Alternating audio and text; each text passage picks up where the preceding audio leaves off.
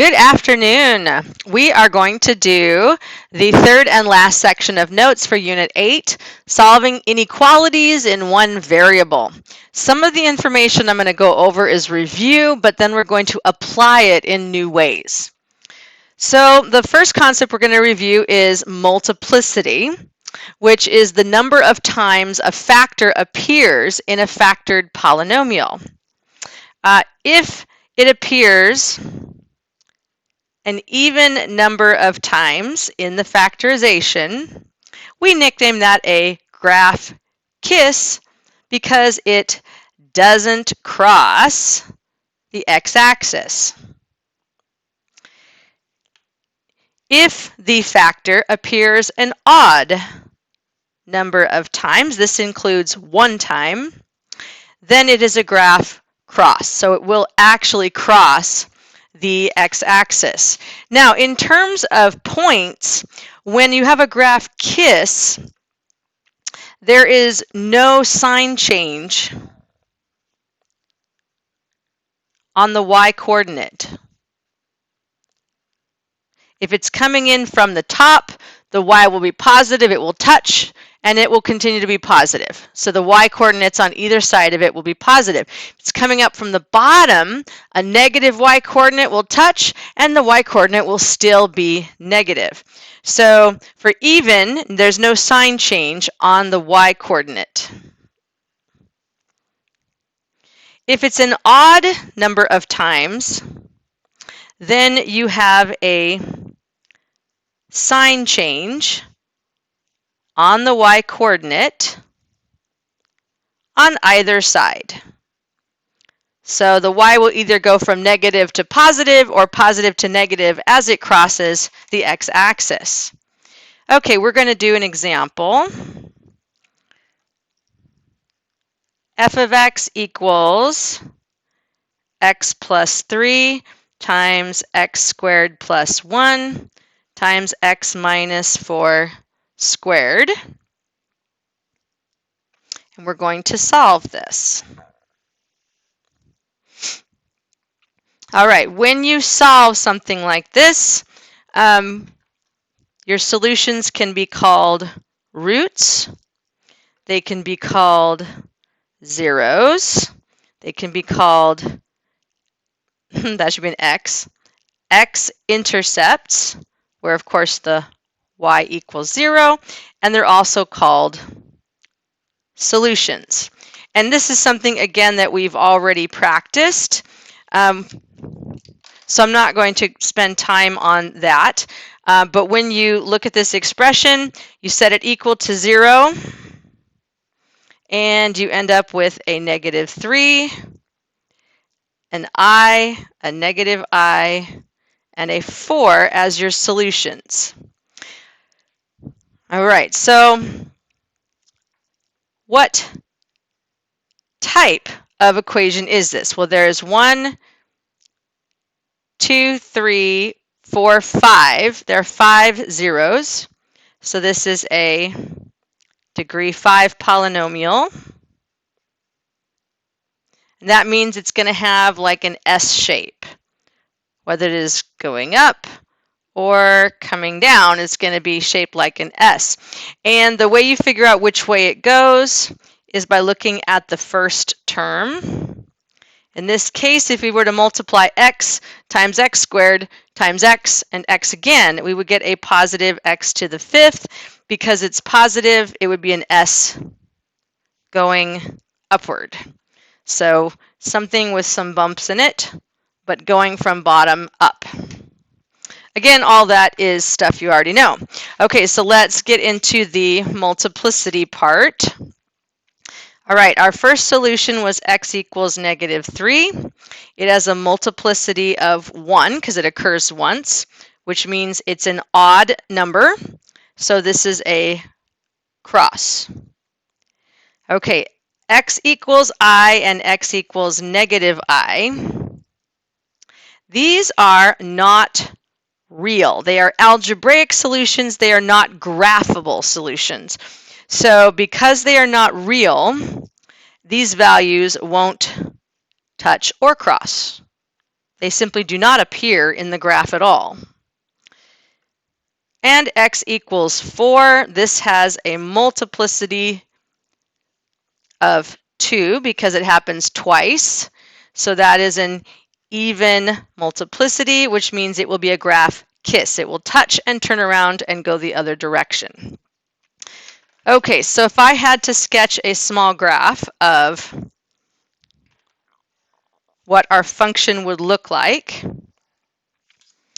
we have found a 0 at -3. We have found a 0 at +4. 1, 2, 3, 4. Because it is an odd function, it's going to come up from the bottom. It will go through some sort of bumps or lumps or something. It will graph kiss at the 4, turn around, and travel back up. The degree of the polynomial and the multiplicity should agree with each other. Okay, so let's talk about domain. And this is, again, a little bit of a newer application. So we're going to start with, where is the function greater than 0? And I'm going to use a highlighter for this. Where is the function greater than 0? So it is greater than 0 between the 3 and the 4 and after the 4. So the domain for where the function is greater than 0 would be from -3 up to 4, exclusive on both of them because it's greater than 0 but not equal to 0, in union with, and then it starts up to the right of the 4 and goes to +infinity. If we were looking for the domain where the function was greater than or equal to 0, greater than or equal to 0 would be the same path except that it would include the endpoints.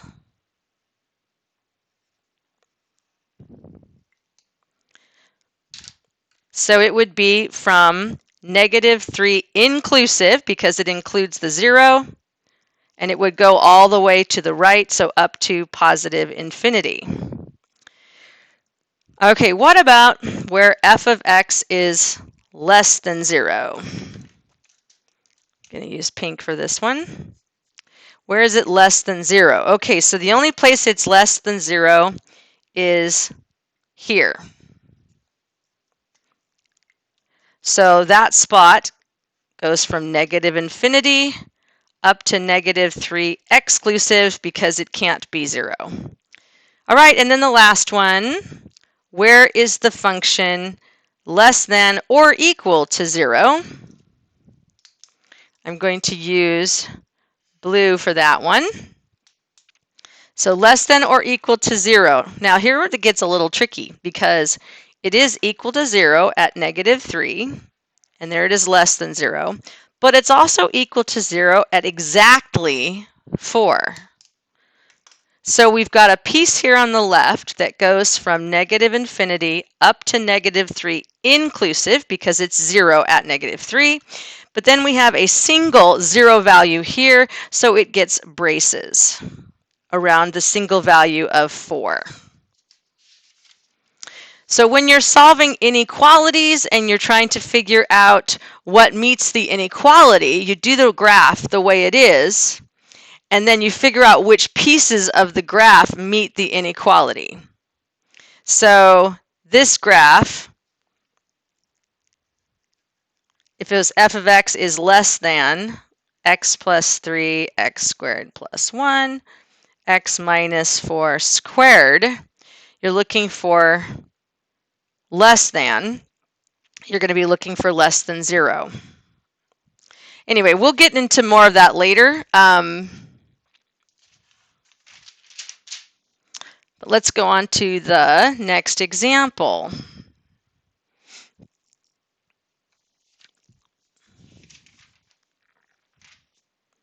Okay, Roman numeral 2.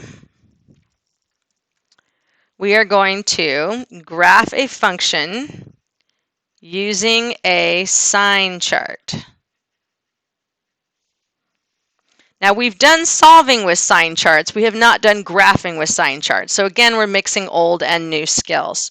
The example that we're going to do is f of x equals a negative x plus 2 to the fourth,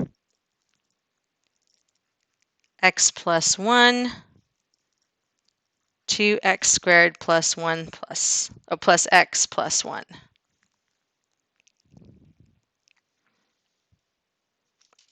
Okay. So again, we've used a sign chart for a great many things, just not for graphing. So this is a new application. All right, first thing we want to do is find the zeros. And so I've got x equals negative 2 for this factor with a multiplicity of 4.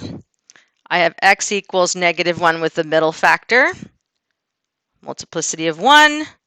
And then this one doesn't factor, so I can't just solve it using factoring. I'm going to need to actually use the quadratic formula to solve the last one. So we're going to take 2x squared plus x plus 1, set it equal to 0, and use the quadratic formula, where a is 2, b is 1, c is 1. So x equals negative 1 times 1, plus and minus the square root of 1 squared minus 4 times 2 times 1 all over 2 times 2. And when you get simplifying on this, it turns out to be negative 1 plus and minus the square root of negative 7 over 4, which of course means we have imaginary zeros. Negative 1 plus and minus radical 7i, and both of those are over a 4. So that would be our last zero. Negative 1/4 plus and minus radical 7 over 4i. But this is not a real number, so it is an algebraic root, but it is not a zero of the function. Okay, so we've determined the zeros and their multiplicities. Now, number 2, we're going to draw a number line. And we're going to put the zeros on that number line. All right, so let's draw a number line, put a little space above it and below it. So the only zeros we have to deal with are a negative 2 and a negative 1. So to figure out the sign chart, you want to pick a value in this margin and see what signs it will have. So if I pick x equals negative 3, I have a negative in the front. A negative to a positive power will always be positive. Negative 3 plus 1 is a negative. And then negative 3, let's see, that would be 18 minus 3, it's going to be positive. So a negative times a positive times a negative times a positive is a positive. So y values are positive. These are y values. Let's pick one between 2 and negative 1. Now here's where, if you think the sign charts are kind of handy because we're looking at negative 1.5, but you don't have to find it exactly. You just need to figure out if it's positive or negative. So I have a negative out front. Negative 1.5 plus 2 is positive. To the fourth is still positive. Negative 1.5 plus 1 is negative. And negative 1.5 squared would be positive times a 2 plus 1 is a 3 minus 1.5 is definitely going to be a positive. Multiply those together, you get all positives. Okay, last one, I would probably pick x equals 0. So I get a negative out front. 0 plus 2 is a positive. 0 plus 1 is a positive. 0, 0, 1 is a positive. Multiply those together and you get negative y values for that interval. Okay, so we drew a number line. We tested values. Now we're ready to actually draw the graph. And when you do this type of graph, it's really an overview. Without specific x values, it can't be more than just an overview of the graph.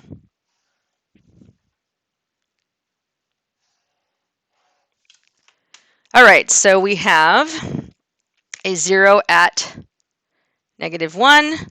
We have a 0 at -2. And we need to know the degree of the function. So 4x's, 5, 6, 7. So this is a degree 7, which is odd. So we're going to have an S shape. Since the leading coefficient is a negative, the leading coefficient is going to be a negative x to the 7th. So this is an S shape going down. And again, that's a review. We've already learned those rules. So my function is going to come down. Notice my y values are positive. Positive, hits the 2, they stay positive.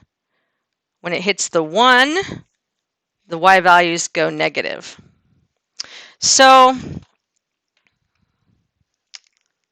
the sign chart is actually a replacement for those rules, because if you know what the y value is going to be and you know the multiplicity, you don't need any of this information. So this replaces those memorized rules, which can be handy, especially if you can't remember one of the memorized rules. All right, Roman numeral 3.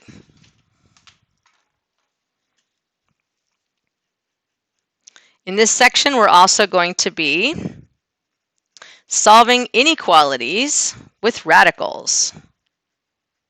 Solving inequalities with radicals.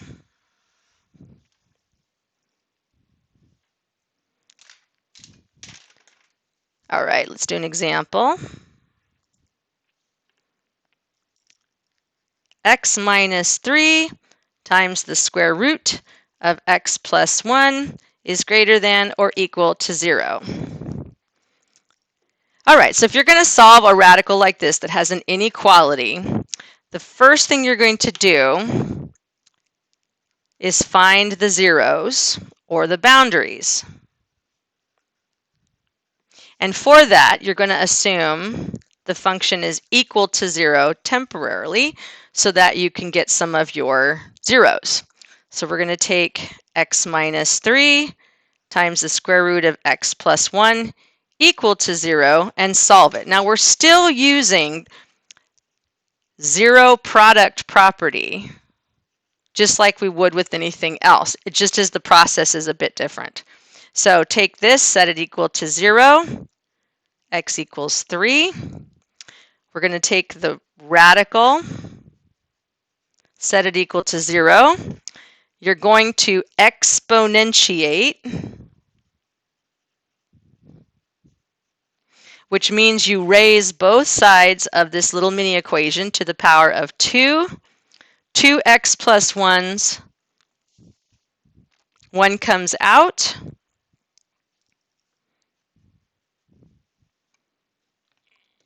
And we set that equal to 0. So we get x equals -1. All right, so find the zeros or the boundaries. Number 2, you're going to create a sign chart.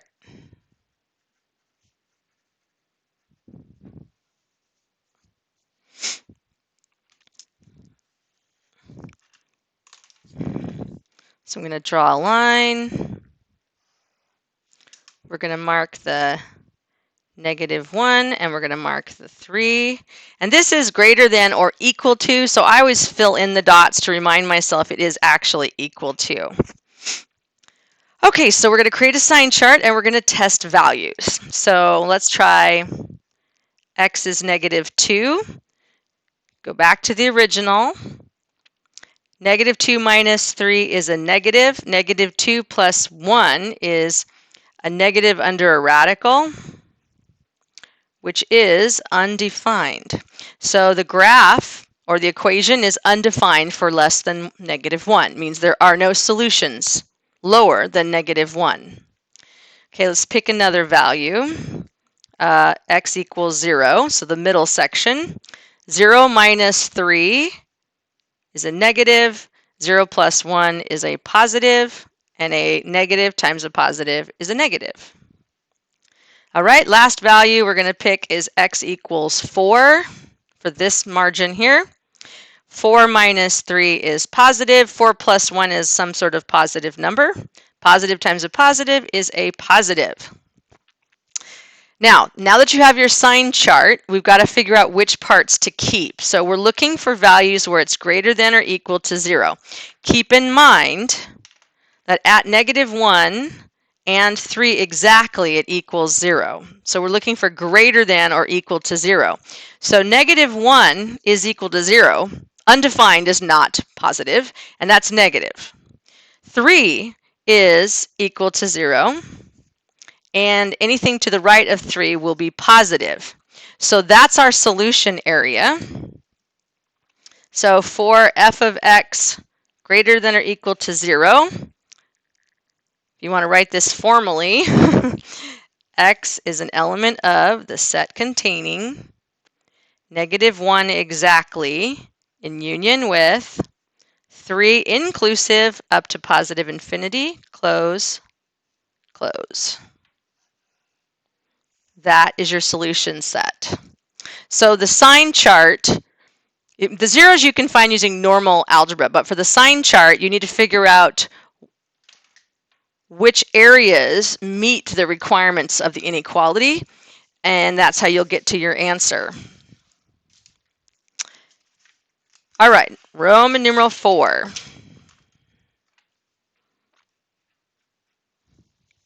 Solving with absolute value.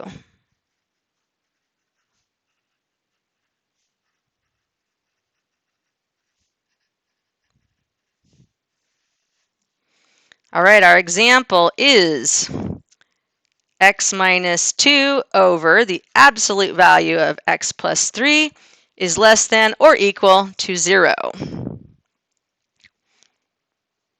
Okay, so the first step is you're going to find the zeros.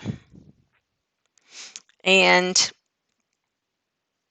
remember that when you're looking for zeros, you have to be careful of x's in the denominator.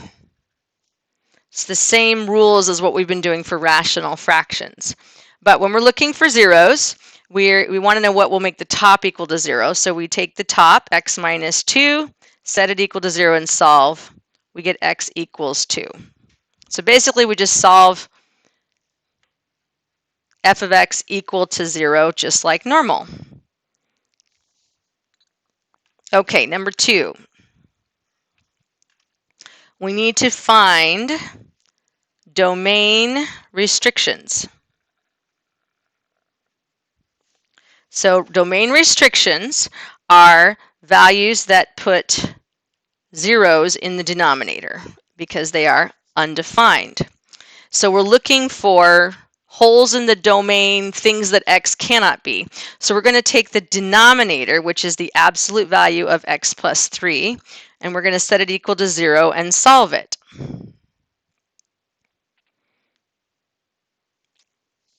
Okay.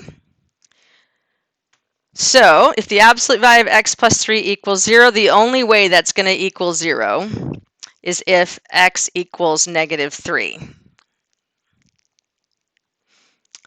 Because -3 plus 3 equals 0. So if x equals -3, we get a 0 in the denominator, and it's a restriction. So x equals -3 is excluded from the domain. It's not an answer that we can use. Okay, so we found the zeros, we found the domain restrictions. Now number 3, we're going to do a sign chart.